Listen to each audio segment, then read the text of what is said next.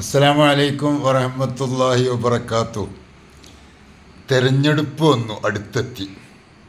അടുത്ത വ്യാഴാഴ്ച 9-ാം തീയതി കേരളത്തിലെ ജനങ്ങൾ പോളിംഗ് ബൂത്തിലേക്ക് പോവുകയാണ്.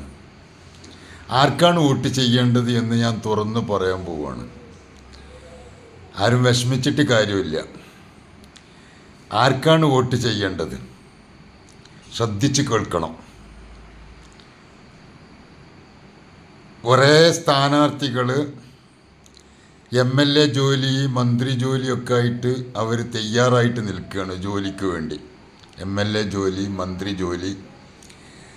അപ്പോൾ ആർക്കാണ് ആ ജോലി കൊടുക്കേണ്ടതെന്ന് തീരുമാനിക്കേണ്ടത് സാധാരണക്കാരായ പൊതുജനങ്ങളാണ്. അവരെ വോട്ടിൻ്റെ അടിസ്ഥാനത്തിലാണല്ലോ വിജയിക്കുന്നത്. ആർക്കാണ് വോട്ട് ചെയ്യേണ്ടത്? UDFനാണോ LDFനാണോ? BJPക്ക് എന്തായാലും കൊടുക്കാൻ പാടില്ല. ജനാധിപത്യ വിശ്വാസികളായ എല്ലാ മതേതര വിശ്വാസികളും വർഗീയതയില്ലാതെ സമാധാനത്തോടെ ജീവിക്കാൻ ആഗ്രഹിക്കുന്ന ഒരൊറ്റൊന്നും BJPക്ക് വോട്ട് കൊടുക്കാൻ പാടില്ല. കേരളത്തിലെ ഏറ്റവും കൂടുതൽ മതേതരത്തിൽ വിശ്വസിക്കുന്ന നല്ലൊരു ശതമാനം ഹിന്ദു സുഹൃത്തുക്കളും BJPക്ക് എതിരാണ്. നമ്മുടെ നാട്ടിൻ്റെ ഒരു പ്രത്യേകതയാണത്. കാരണം BJP ഹിന്ദുക്കളല്ല, മറിച്ച് വർഗീയവാദികളാണ്. അവർക്ക് ഹിന്ദു വിശ്വാസമോ ഹിന്ദു സംരക്ഷണമൊന്നുമല്ല അവരുടെ ലക്ഷ്യം. അപ്പം അതുകൊണ്ട് അതെല്ലാവരും മനസ്സിലാക്കിയൊരു കാര്യമാണ്. അതുകൊണ്ട് അതെല്ലാവരും ഒന്ന് ശ്രദ്ധിക്കേണ്ടതാണ്.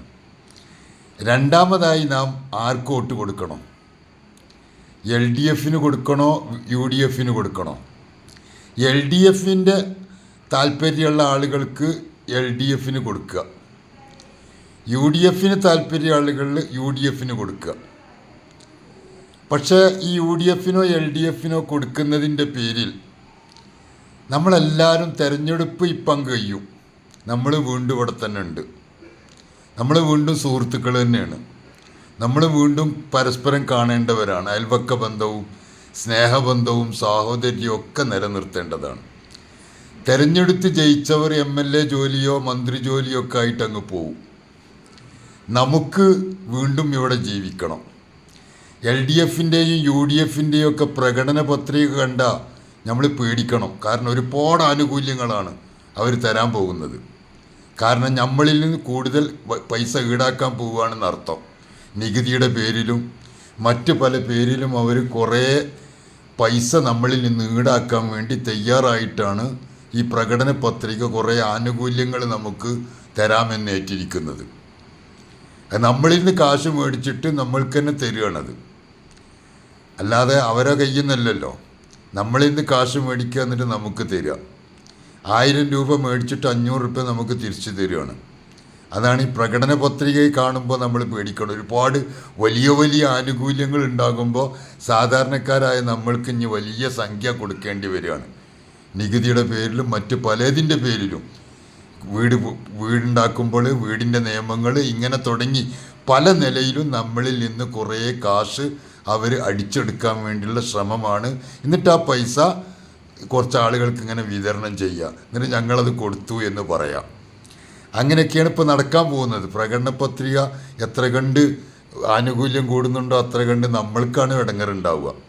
ഏതായിരുന്നാലും നമ്മൾ ചെയ്യേണ്ട എന്താണെന്ന് വെച്ചാൽ ഇതിൻ്റെ പേരിൽ പരസ്പര ഗീബത്ത് പറഞ്ഞ് കുറ്റം പറഞ്ഞ് ആക്ഷേപിച്ച് പരസ്പരം കുറേ തെറ്റുകളും കുറ്റങ്ങളും ഉണ്ടാക്കി ജനങ്ങളുടെ ഇടയിൽ വിദ്വേഷവും പകയും വെറുപ്പും ഉണ്ടാക്കി തീർക്കുന്ന അവസ്ഥ മാറ്റിയെടുക്കുക.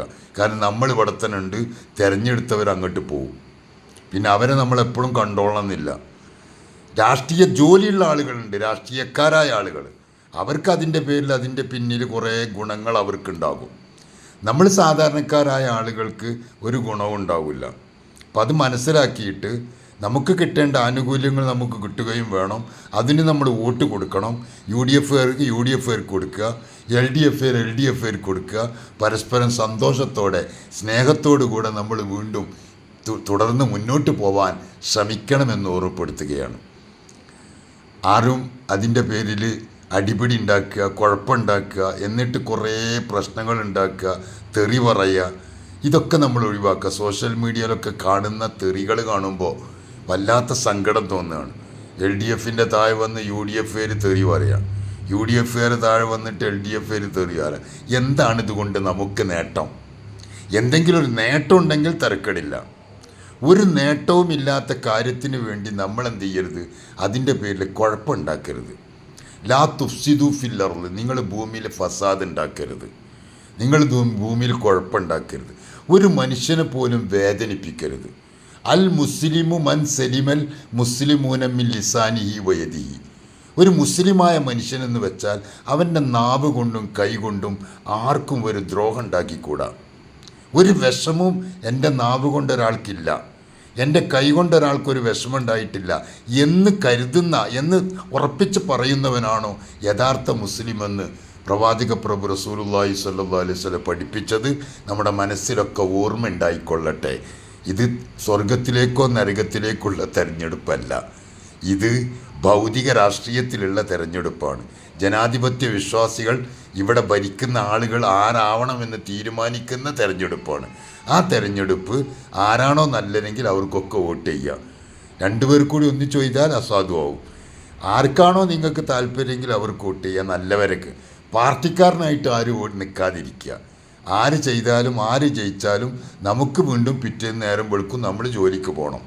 അതുകൊണ്ട് അതൊക്കെ മനസ്സിലാക്കി അതിൻ്റെ പേരിൽ കുറേ കിടന്ന് വഴക്കുണ്ടാക്കുന്നതൊക്കെ ഒഴിവാക്കിയിട്ട് സമാധാനത്തോടെ, സ്നേഹത്തോടെ, സന്തോഷത്തോടെ, സമാധാനത്തോടെ ജീവിക്കുന്ന നല്ലൊരു ഭരണം നമുക്ക് നൽകട്ടെ. അതിനു വേണ്ടി പ്രാർത്ഥിക്കുക. അല്ലാഹു അക്ബർ.